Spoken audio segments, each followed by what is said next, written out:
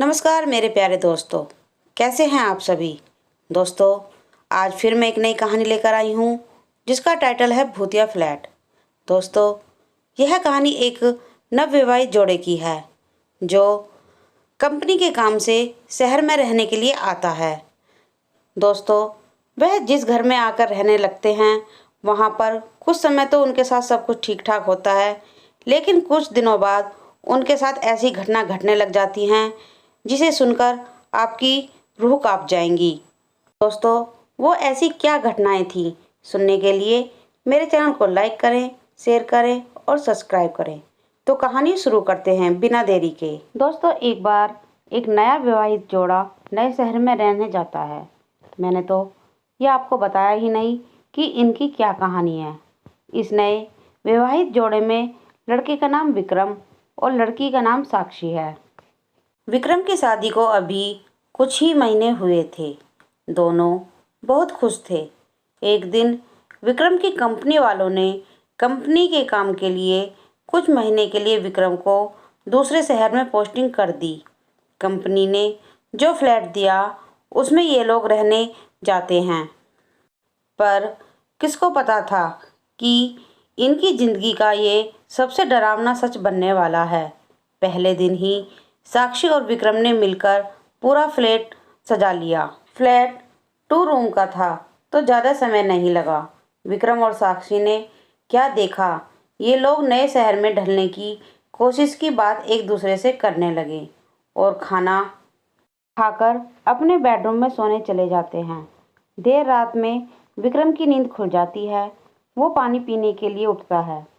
पलटकर जब वो साक्षी की तरफ देखता है तो उसे वहाँ साक्षी नहीं दिखती। थोड़ी देर बाद विक्रम के गले पर 2 हाथ पीछे से उसके ऊपर आते हैं। विक्रम चौंक कर देखता है। पीछे साक्षी खड़ी रहती है। साक्षी ने बोला, क्यों चौंक गए? मैं बाथरूम गई थी। तुम क्यों जगे हो? विक्रम बोलता है, कुछ नहीं, बस पानी पीने के लिए जगा था। ये लोग फिर सो जाते हैं। सुबह उठकर साक्षी दोनों के लिए नाश्ता और खाना बनाती है। विक्रम नाश्ता करके अपना टिफ़िन लेकर काम पर निकल जाता है। साक्षी अपने फ्लैट में अकेली सोच रही होती है, चलो जो बाकी का काम है उसे ही कर लेती हूँ। वो कपड़े धुलने के लिए वॉशिंग मशीन की तरफ जाती है, फिर मशीन में कपड़े धुलने के लिए डालकर वहाँ से चली जाती है। थोड़ी देर बाद वो वापस आती है तो देखती है कि कपड़े तो वॉशिंग मशीन में है ही नहीं। वो घबरा के इधर उधर ढूंढते ढूंढते अपने बेडरूम में पहुंचती है। वहाँ उसके सारे गीले कपड़े उसके बिस्तर पर थे। वो ये समझ नहीं पाती है। शाम को विक्रम के घर आने के बाद उसे ये सारी बातें बताती है। विक्रम इसे वहम समझकर बात काट देता है। विक्रम क्यों डर गया रात में? दोनों अपने बेडरूम में सोने चले जाते हैं। कभी रात में किसी की तेज तेज सांस लेने की आवाज़ विक्रम को सुनाई देती है। विक्रम धुंधली आंखों से बैठता है और मुड़कर देखता है तो वो बिस्तर से डर के मारे गिर जाता है। वो देखता है कि बिस्तर पर साक्षी के बगल में कोई काला साया सोया है जो एक आदमी की तरह दिख रहा था। विक्रम दौड़कर बाथरूम में जाकर पहले अपनी आंखें धोता है। वापस आकर फिर देखता है तो वह वहाँ कोई नहीं रहता। विक्रम को लगता है कि यह ठीक से न सोने की वजह से भ्रम हो रहा है। इसी तरह 1 हफ्ता बीतने के बाद दोनों अब तक कई बार डर का सामना कर चुके थे, पर वो उसे भ्रम मानकर बार बार टाल देते थे। क्या थी उस भूतिया फ्लैट की सच्चाई? फिर एक दिन रात में दोनों अपने बिस्तर पर सोए थे।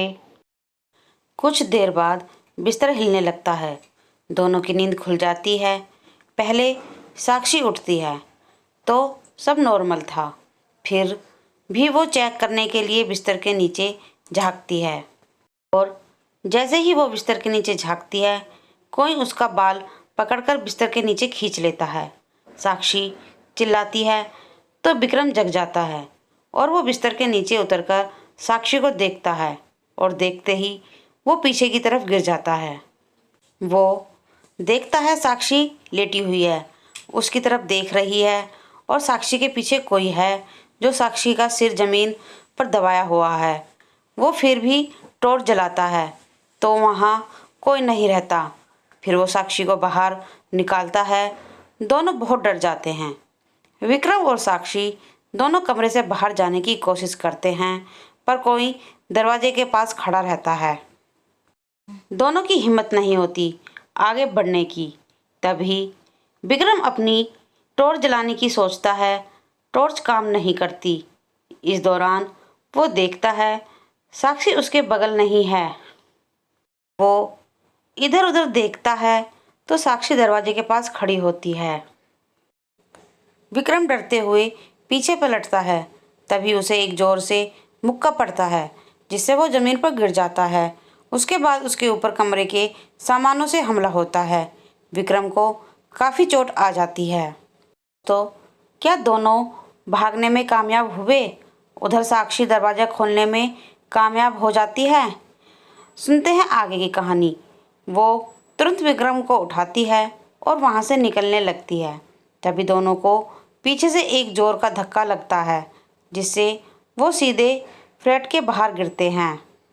वो तुरंत ही लिफ्ट से चले जाते हैं और बिल्डिंग के बाहर पहुंचने के बाद देखते हैं कोई साया उनके फ्लैट की खिड़की पर खड़ा है जो थोड़ी देर में गायब हो जाता है और फ्लैट की लाइट भी बंद हो जाती है। विक्रम और साक्षी इस बात को समझ चुके थे कि ये फ्लैट हॉन्टेड है और वो दोनों दूसरे दिन मैनेजर को भेजकर अपना सामान वहाँ से निकलवा लिया और वो दोनों कहीं और रहने चले गए।